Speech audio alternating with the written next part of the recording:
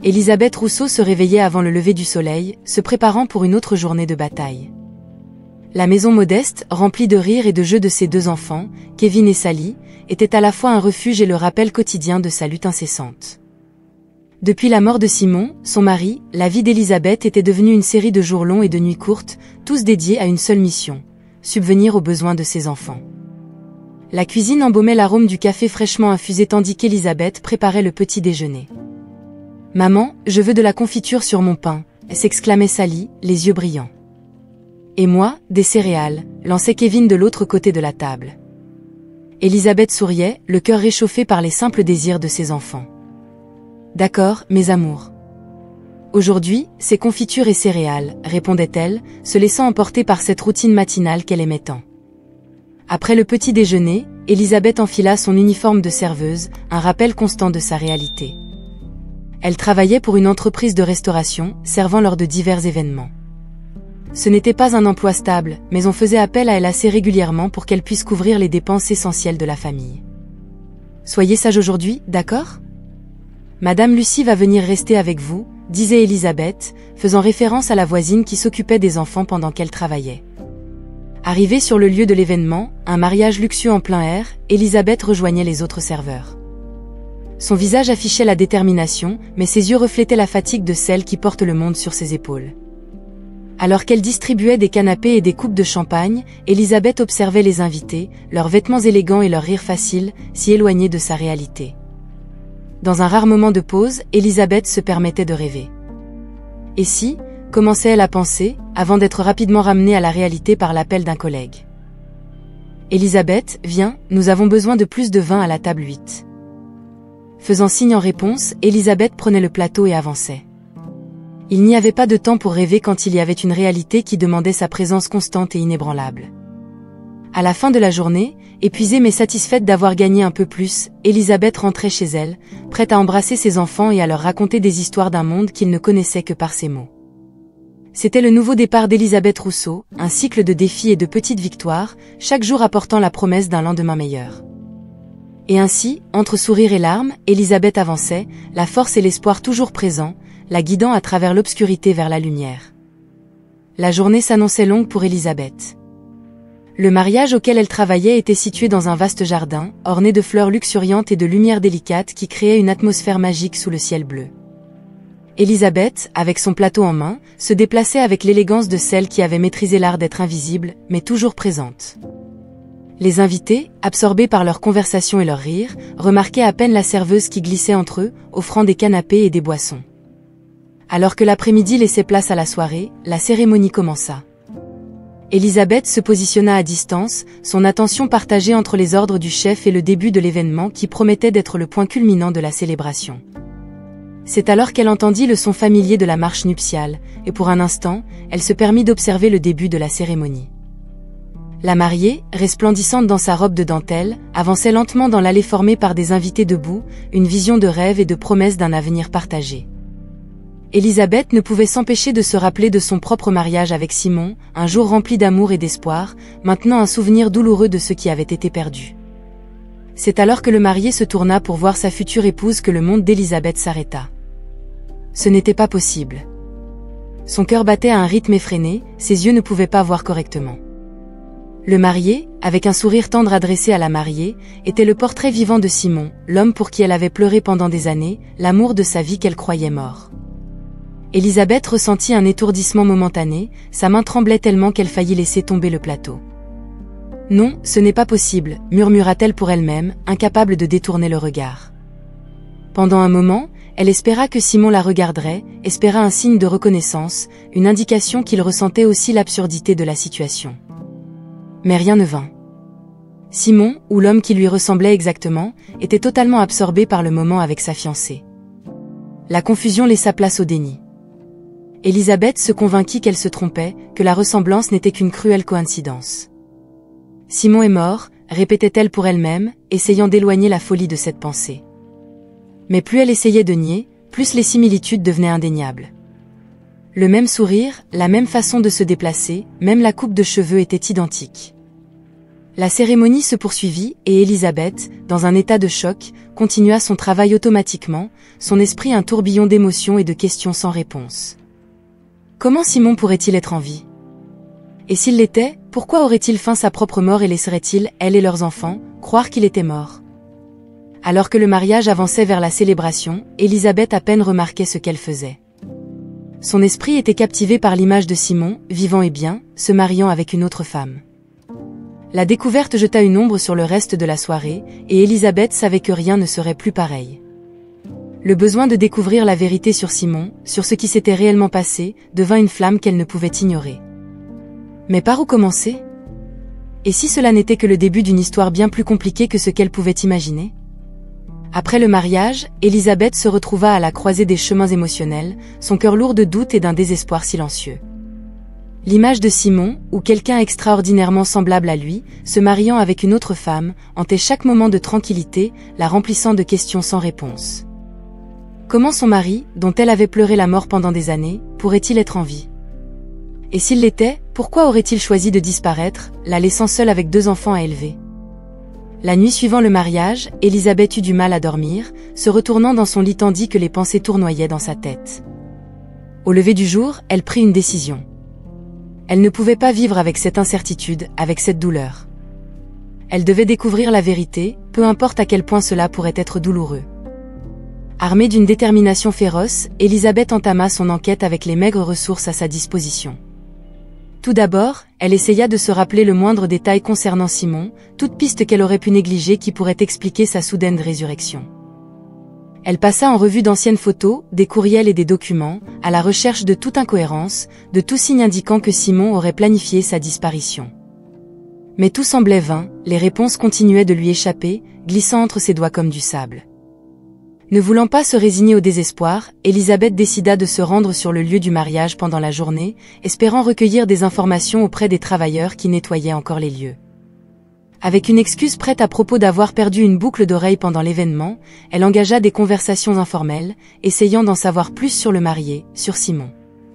Cependant, les réponses qu'elle obtint furent vagues, les gens se rappelaient du marié avec admiration, mais rien qui puisse l'aider à percer le mystère de son identité. Sa prochaine étape fut Internet. Élisabeth passa des heures devant son ordinateur, recherchant le nom de Simon Rousseau, associé à celui d'Alfred Miller, le nom que Simon avait apparemment adopté. Elle chercha des registres de mariage, des avis de décès, des nouvelles, tout ce qui pourrait fournir un indice. La recherche fut épuisante et souvent frustrante, chaque clic apportant plus de questions que de réponses. Malgré les obstacles, Élisabeth ne se laissa pas décourager.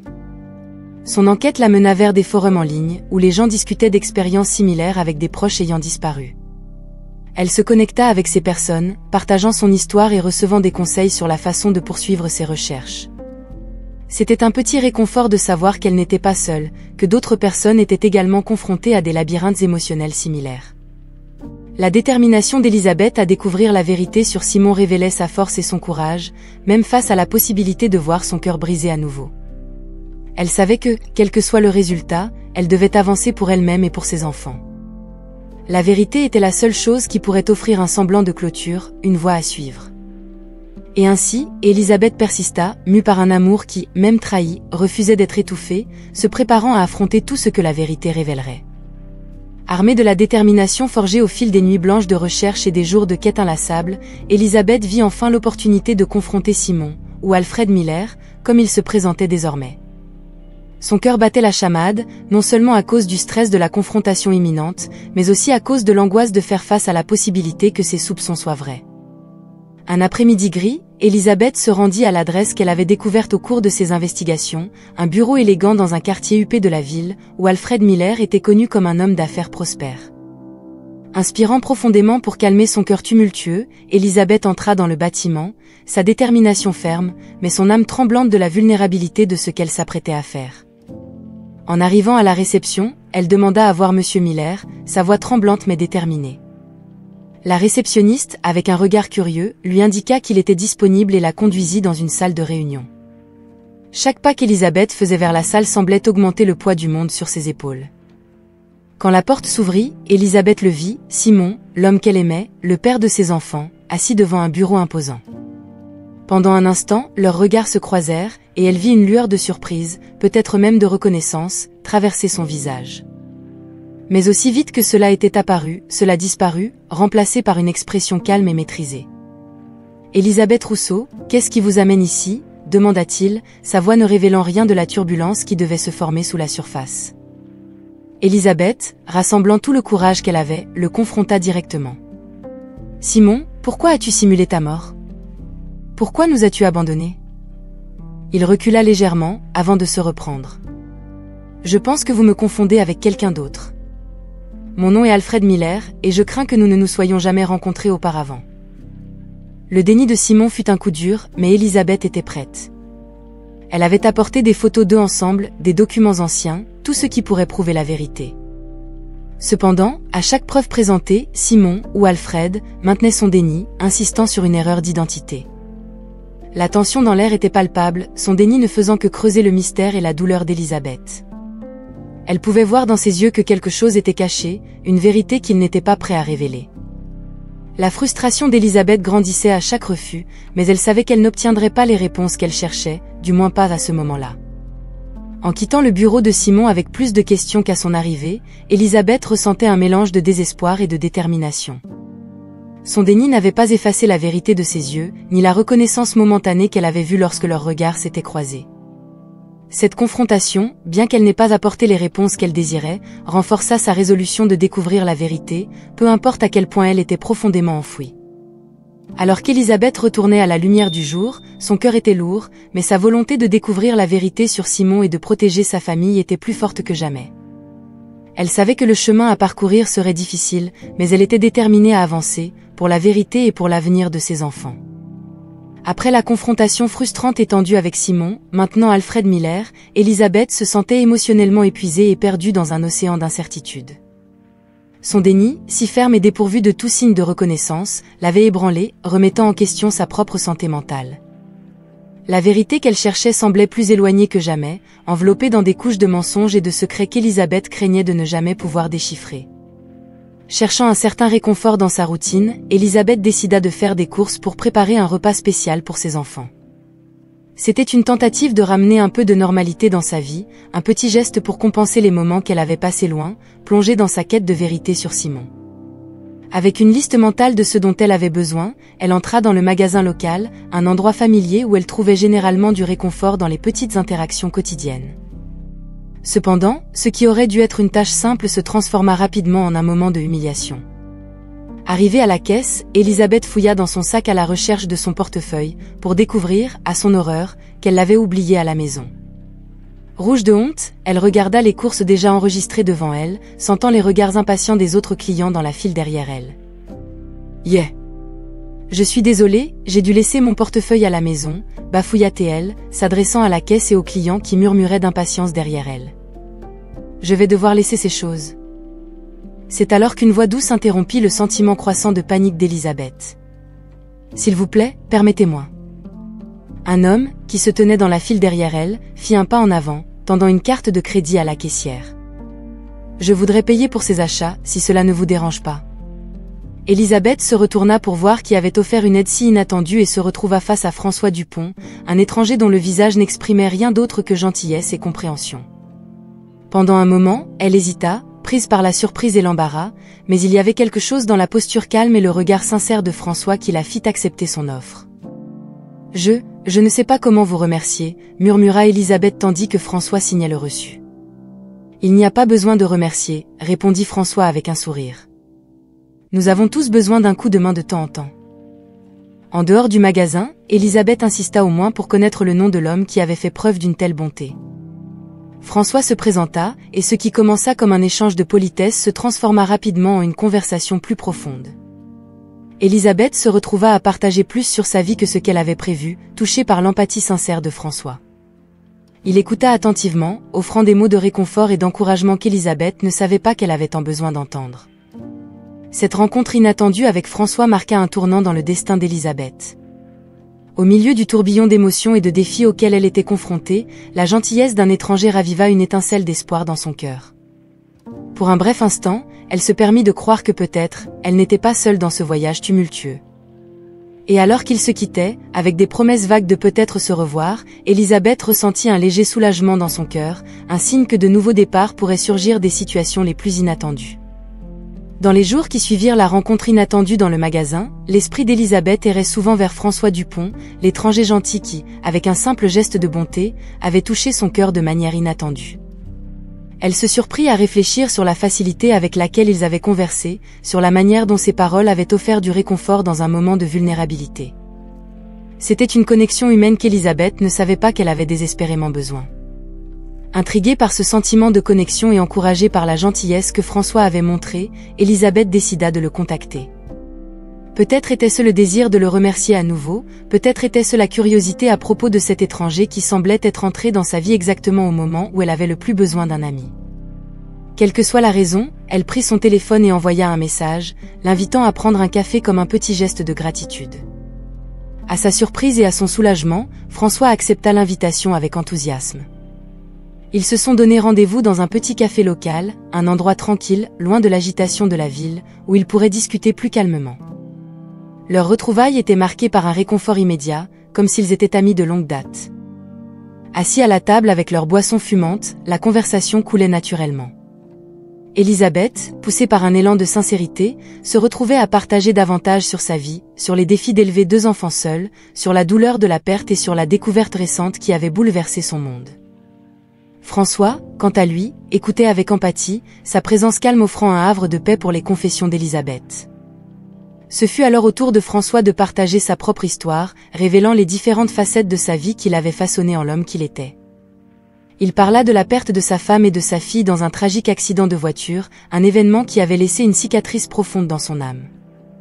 Elisabeth écoutait, touchée par l'honnêteté et la force de François, admirant la manière dont il cherchait à trouver du sens et à continuer à vivre malgré une douleur immense.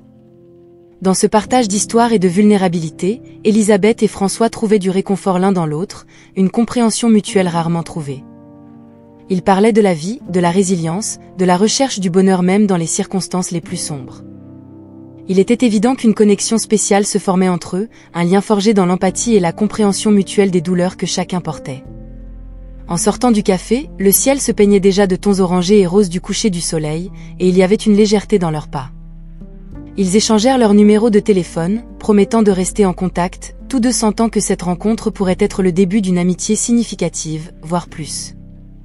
Pour Elisabeth, cette nouvelle relation avec François promettait non seulement un nouveau départ, mais aussi l'espoir que la vie pouvait réserver des surprises agréables, même dans les moments les plus sombres. Et tandis qu'elle rentrait chez elle, le cœur un peu plus léger, elle se permit de croire en la possibilité de jours plus heureux à venir. Au fur et à mesure que les jours se transformaient en semaines, l'amitié entre Elisabeth et François s'épanouissait, nourrie par de longues conversations et des rencontres fréquentes qui devenaient les moments les plus attendus pour chacun. Chaque rencontre révélait davantage sur leur personnalité, leurs rêves, inévitablement, les fantômes qui hantaient leur passé. C'est lors d'une de ces après-midi, dans un parc tranquille où le bruit de la ville semblait lointain, qu'Elisabeth ressentit le besoin de révéler à François la profondeur de sa récente turbulence émotionnelle, la rencontre avec Simon. Alors que la lumière du crépuscule baignait le paysage de tons dorés, Elisabeth commença à raconter à François son mariage avec Simon, la douleur de la perte qu'elle pensait avoir subie et la découverte choquante lors du mariage. Ces mots étaient empreints d'une vulnérabilité qu'elle permettait rarement de se manifester, mais en présence de François, Elisabeth ressentait une sécurité rare, un refuge pour ses confessions les plus intimes. François écoutait attentivement, son visage exprimant un mélange de surprise et de compassion. Lorsqu'Elisabeth eut fini de raconter son histoire, il y avait des larmes dans ses yeux, non seulement à cause de la douleur que revivre ses souvenirs lui causait, mais aussi à cause de l'incertitude de ce que l'avenir réservait. François, ému par l'histoire d'Elisabeth, prit sa main avec une douceur réconfortante, offrant non seulement son soutien inconditionnel, mais partageant aussi une part de son âme qui était restée voilée jusqu'à présent. Il a parlé du jour qui a changé sa vie pour toujours, l'accident qui a emporté sa femme et sa fille, le laissant dans un monde qui, soudainement, semblait étrangement silencieux et vide. François a décrit la lutte pour trouver un sens à la vie après la tragédie, le voyage solitaire qui l'a conduit à comprendre que, tandis que la douleur peut devenir une compagne constante, elle peut aussi être un terreau fertile pour la croissance et la redécouverte. En partageant leurs histoires sous le crépuscule qui cédait lentement la place à la nuit, Elisabeth et François ont découvert un nouveau niveau de connexion. C'était comme si leurs âmes, marquées par des pertes profondes, reconnaissaient la douleur l'une de l'autre, trouvant du réconfort dans la compagnie partagée. La vulnérabilité de s'ouvrir complètement a laissé place à une nouvelle force, un lien renforcé par la compréhension mutuelle et la compassion. Et c'est là, dans ce parc tranquille, entre histoire de perte et d'espoir, qu'Elisabeth et François ont commencé à envisager un avenir ensemble. Pas comme une fuite de leur douleur passée, mais comme une promesse que, ensemble, ils pourraient affronter ce que la vie leur réservait, en se soutenant mutuellement à chaque étape du chemin. L'idée d'un nouveau départ, bien qu'encore incertaine et pleine de défis, semblait non seulement possible, mais souhaitable. Ils se sont quittés cette nuit-là avec un sentiment d'espoir renouvelé, conscients que, quel que soit l'avenir, ils ne l'affronteraient pas seuls.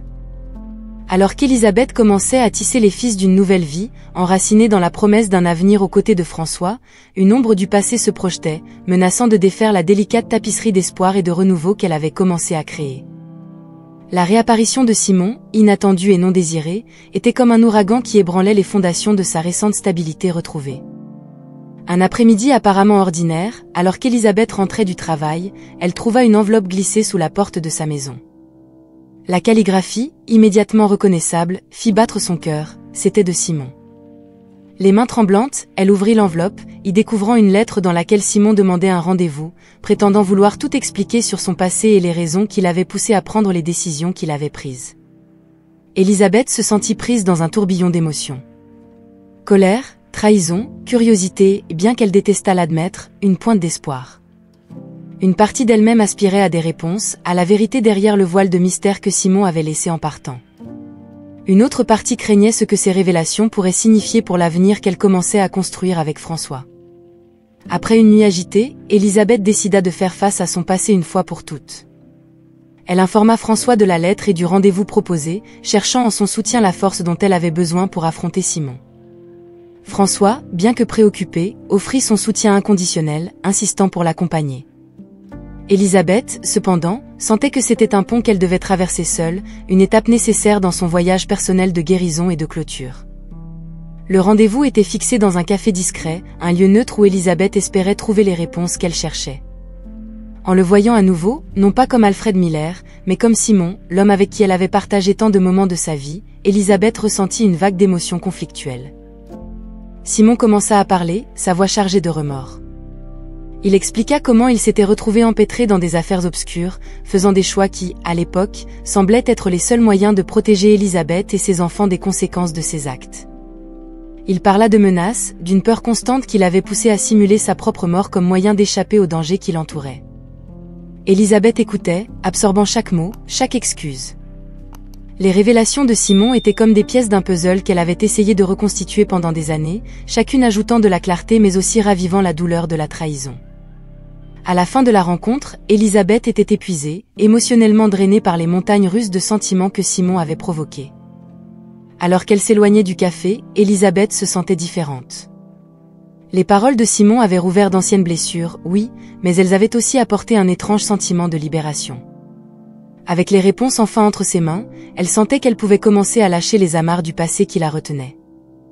Le chemin à venir était encore rempli d'incertitudes, mais Elisabeth savait qu'avec François à ses côtés et une nouvelle compréhension de sa propre force et résilience, elle était prête à affronter tout ce que l'avenir réservait. Après la rencontre avec Simon, Elisabeth marchait dans les rues de la ville, les paroles de celui-ci résonnant dans son esprit, un mélange de confessions et d'excuses qui démêlaient les chevaux de mensonges et de peurs qui avaient défini les dernières années de sa vie. La vérité, si longtemps cachée, était maintenant exposée. Simon était un escroc, un homme qui avait vécu en marge de la loi, dont les choix l'avaient conduit à adopter l'identité d'Alfred Miller comme un manteau sous lequel se réfugier des conséquences de ses actes. La révélation a ébranlé Elisabeth jusqu'au plus profond de son être, non seulement par la magnitude de la trahison, mais aussi par la douleur de comprendre que l'homme qu'elle avait aimé, le père de ses enfants, était un étranger. Le poids de la tromperie était palpable, un fardeau qu'elle portait alors qu'elle tentait de concilier l'homme qu'elle connaissait avec la réalité de la personne que Simon était vraiment. La décision d'Elisabeth est venue non seulement comme un instinct de préservation, mais aussi de l'instinct inébranlable de protéger sa famille à tout prix. En affrontant Simon, elle a clairement fait comprendre que, malgré les vérités révélées, il n'y avait pas de place pour lui dans leur vie. Le rejet était définitif, une clôture nécessaire pour une porte qui ne devait jamais être rouverte.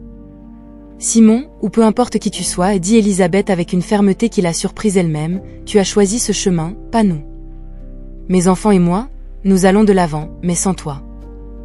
La douleur dans ses yeux était évidente, mais il y avait aussi une résolution ferme, une force qui venait non seulement de la colère, mais de la clarté de son but. Élisabeth n'était pas seulement en train de rejeter Simon. Pour la première fois, elle choisissait consciemment la voie vers l'avenir de sa famille, un avenir qui serait construit sur la vérité, l'intégrité et l'amour véritable, des valeurs que Simon avait irrémédiablement trahies. La conversation avec Simon a marqué un tournant pour Élisabeth, un moment de catharsis qui lui a permis de commencer à défaire les fils de douleur et de trahison qui s'étaient enroulés autour de son cœur. En s'éloignant de lui, Élisabeth ressentit un mélange de soulagement et de tristesse, mais surtout, une sensation naissante d'espoir. Pour la première fois depuis longtemps, elle se permettait de croire qu'il pourrait y avoir du bonheur au-delà des ombres du passé, que elle et ses enfants pourraient trouver la paix. Ce chapitre n'a pas seulement révélé les vérités sombres derrière la disparition de Simon, mais il a également servi de moment crucial dans la croissance d'Élisabeth en tant que personnage. Elle est sortie de cette épreuve non pas comme une victime des circonstances, mais comme une femme renforcée par l'adversité, prête à affronter les défis du futur avec une nouvelle compréhension de sa propre force et résilience. En rejetant Simon, Élisabeth a non seulement protégé sa famille, elle a aussi réaffirmé son engagement envers la construction d'une vie définie par ses propres choix, libérée des ombres du passé. Après la tempête émotionnelle provoquée par les retrouvailles avec Simon, Élisabeth se retrouvait à un carrefour de sentiments et de décisions. La révélation de la véritable identité de Simon et de son passé sombre avait été un coup dur, mais elle avait aussi servi de catalyseur pour qu'Élisabeth réévalue ce qu'elle appréciait vraiment dans sa vie. Au milieu de la turbulence, la présence de François émergeait comme un phare de stabilité et de compréhension, quelqu'un qui était devenu essentiel pour elle de manière que Élisabeth n'avait jamais prévue. En réfléchissant aux événements récents, Élisabeth a réalisé que la douleur causée par Simon avait, paradoxalement, ouvert son cœur à la possibilité d'un nouvel amour, d'une nouvelle chance de construire un avenir rempli de bonheur et de sécurité aux côtés de François et de ses enfants. La décision de se concentrer sur l'avenir, de laisser derrière elle les ombres du passé, n'est pas venue facilement, mais avec la clarté de quelqu'un qui comprend que la vie est faite de choix et qui est prêt à prendre les rênes de sa propre histoire. Avec cette détermination renouvelée, Élisabeth et François ont commencé à planifier une vie ensemble, une décision qui a marqué un nouveau chapitre dans leur vie. Les conversations sur l'avenir, initialement timides et incertaines, sont devenues plus fréquentes et détaillées. Ils discutaient de où ils vivraient, comment ils intégreraient leur vie et leurs rêves, et le rôle que François jouerait dans la vie de Kevin et Sally. Pour les enfants, la perspective d'avoir François comme figure paternelle constante était un développement bienvenu, un témoignage du lien qui avait grandi entre eux depuis leur première rencontre.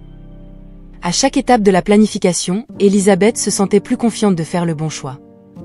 François ne soutenait pas seulement son parcours personnel de guérison, mais apportait aussi une promesse de camaraderie, d'amour et d'une vie partagée basée sur le respect mutuel et la complicité. Ensemble, ils ont commencé à dessiner les contours d'une vie commune, choisissant des meubles pour la maison qu'ils prévoyaient de partager, discutant des traditions familiales qu'ils aimeraient établir et planifiant des voyages qu'ils rêvaient de faire ensemble. Ce processus de construction conjointe d'un avenir n'était pas seulement une question de logistique pour combiner deux vies en une seule, c'était aussi un acte de foi en l'amour et en la capacité de surmonter les adversités. Élisabeth et François, chacun à leur manière, avaient fait face à des pertes profondes et à des désillusions. Pourtant, au lieu de permettre à ces expériences de les endurcir, ils avaient choisi d'ouvrir leur cœur à la possibilité d'un nouveau départ. L'histoire d'Élisabeth n'est pas seulement un récit de trouver l'amour après la perte, c'est une célébration de la résilience humaine, de la capacité à affronter les conséquences des choix passés, avec courage, à tracer un chemin vers le bonheur et la stabilité. En décidant de se concentrer sur l'avenir avec François et ses enfants, Élisabeth n'a pas seulement fermé un chapitre douloureux de sa vie, mais a aussi ouvert la porte à un nouvel avenir, rempli de promesses et d'espoir. Après les turbulences et les révélations sombres qui ont marqué les derniers mois, le chapitre suivant dans la vie d'Élisabeth a été celui du renouveau et de la célébration. La décision d'épouser François n'a pas été prise à la légère, elle était le fruit de nombreuses réflexions, de conversations profondes, et de la reconnaissance mutuelle que, ensemble, ils pourraient construire une vie remplie d'amour, de respect et de joie, contrastant avec les ombres auxquelles ils avaient tous deux été confrontés dans leur passé. La cérémonie de mariage a été planifiée pour être aussi intime que significative, un véritable reflet du voyage qu'Élisabeth et François avaient parcouru jusqu'à ce moment-là. Tenu dans un petit jardin, où la nature servait de témoin à leur engagement, l'événement a été marqué par une beauté sereine. Les proches membres de la famille et quelques amis intimes ont partagé ce moment spécial, chacun reconnaissant la force du lien qu'Élisabeth et François avaient formé. La décoration, simple mais élégante, avec des fleurs sauvages et des lumières douces, complétait l'atmosphère de calme et de bonheur qui imprégnait l'air. La cérémonie elle-même était une célébration non seulement de l'amour entre Élisabeth et François, mais aussi de la résilience de l'esprit humain et de la capacité à trouver de l'espoir et à recommencer. Lorsqu'Élisabeth s'est avancée vers François, il y avait un éclat dans ses yeux qui parlait d'un avenir prometteur. Les mots de leurs vœux, échangés sous le dais d'arbres et de ciel bleu, étaient des promesses de soutien mutuel, de compréhension et d'un dévouement inébranlable l'un envers l'autre. Ils reconnaissaient les cicatrices de leurs histoires passées, mais choisissaient de regarder ensemble dans la même direction, vers un avenir qu'ils construiraient côte à côte. La célébration qui a suivi reflétait la joie et le soulagement de tous les présents. Les rires et les conversations remplissaient l'espace, chaque invité apportant avec lui des vœux de bonheur et de longévité pour le couple. Kevin et Sally, intégrés à la nouvelle famille avec amour et acceptation par François, rayonnaient de bonheur, symbolisant l'union de deux familles en une seule.